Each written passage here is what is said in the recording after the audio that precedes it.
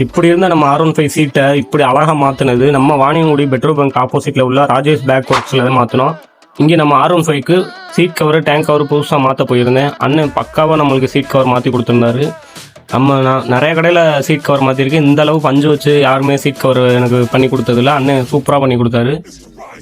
Tank cover, driver seat, pillion seat இதுக்கு மூணுமே சேர்த்து என்ற வெறும் 500 ரூபா தான் வாங்கினாங்க. அது மட்டும் இல்லாமல் நம்ம அண்ணன் கடையில் ஸ்பெஷல் என்னென்னா ஜன்னல் என்ன சைஸ் சொன்னாலும் அதுக்கு ஏற்றாப்புல கொசுவலை ரெடி பண்ணி கொடுக்குறது, பேக்கில் ஜிப்பு போட்டு கொடுக்குறது, இந்த மாதிரி சின்ன சின்ன வேலையும் பார்த்து கொடுப்பாங்க நல்ல குவாலிட்டியாக. நம்ம ராஜேஷ் அண்ணன் கடையில் எக்கச்சக்கமான சீட் கவர் பல டிசைனில் வச்சுருக்காரு. 300 ரூபாயிலேருந்து 500 ரூபா வரை குவாலிட்டிக்கு தக்கன விதவிதமான சீட் கவர், டேங்க் கவர் எல்லாமே வச்சுருக்காங்க.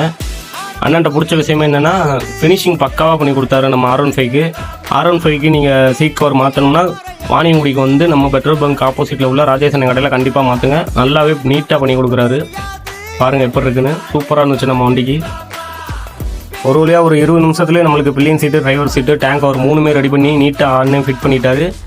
ஃபிட் பண்ணி முடித்தோடனே நம்ம வண்டியில் தான் உட்காரன்ற மாதிரி ஃபீல் ஆயிடுச்சு. ஏன்னா R15 வச்சுருக்கவங்களுக்கு தான் தெரியும் அந்த ஒரிஜினல் சீட்டோட எஃபெக்ட் எப்படி இருக்கணும். ரொம்ப அழுத்தம். ஆனால் இப்போ அந்த ஸ்பாஞ்ச் வச்சதுலேருந்து கொஞ்சம் நல்லா மெதுன்னு இருக்குது. R15க்கு நீங்கள் சிவகங்கையில் டேங்க் கவர், சீட் கவர் மாற்றணும்னா அண்ணன் கடையை கண்டிப்பாக கான்டாக்ட் பண்ணுங்கள்.